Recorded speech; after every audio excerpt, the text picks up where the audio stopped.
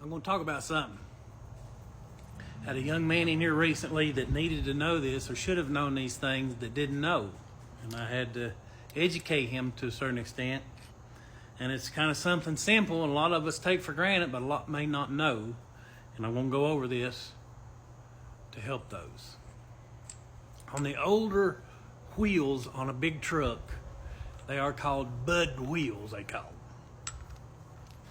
Okay, the way they work is it'll have a stud in the hub.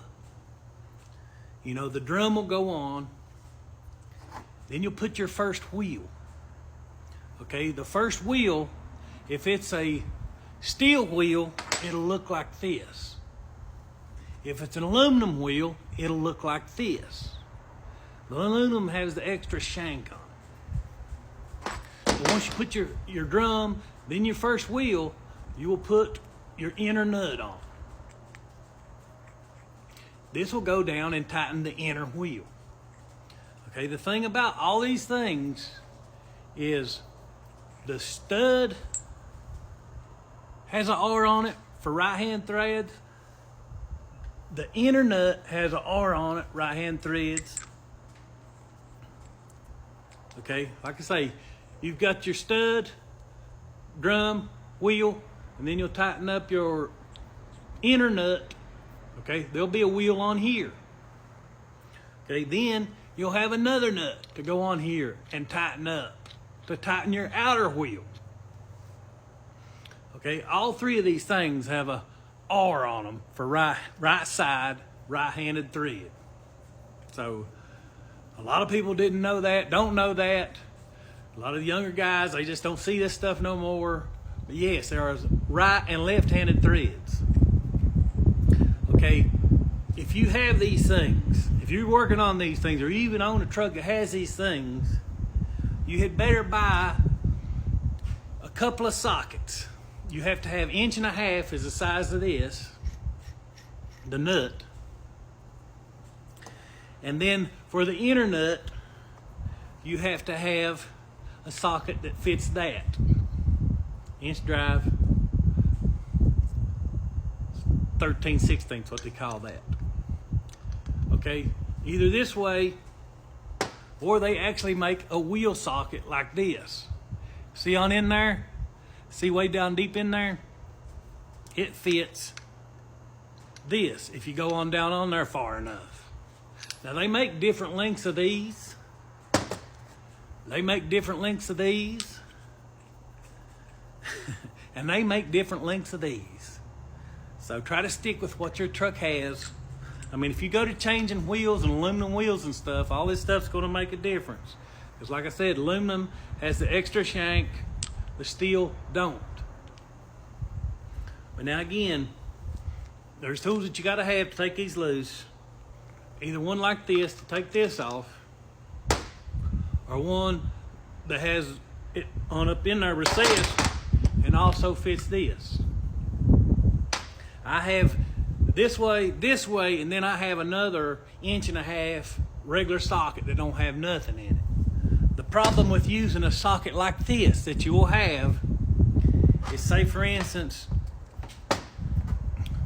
you have a really long inner nut and you're trying to get the outer nut loose. If you put a socket like this on there and the inner nut's too long, you'll grab this part instead of this part first and twist the whole thing off. And then you've got this assembly sitting there on the truck and you've still got two wheels stuck together, which sucks. And another problem that happens is these things are junk, and it happens all the time, especially with some age. Is, say for instance, you're trying to take the outer nut loose, it'll break right here. Okay, it'll break right here, and you'll have, let's see, how is it? Yeah, it'll break right here, and you'll still have this part right here in the wheel. Okay, when it's on the truck like that, it's still difficult to get off. Okay, then you got to have a tool like this to put on here to hold the outer nut, then you have to have a tool like this to screw that in and screw it out of the nut.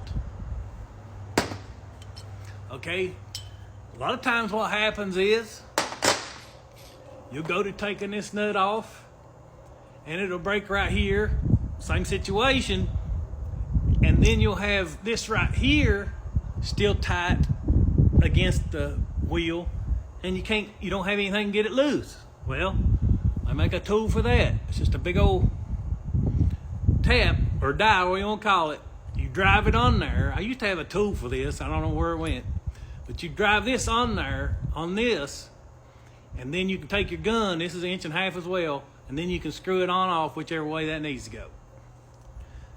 But again, you know, that young man didn't know anything about this.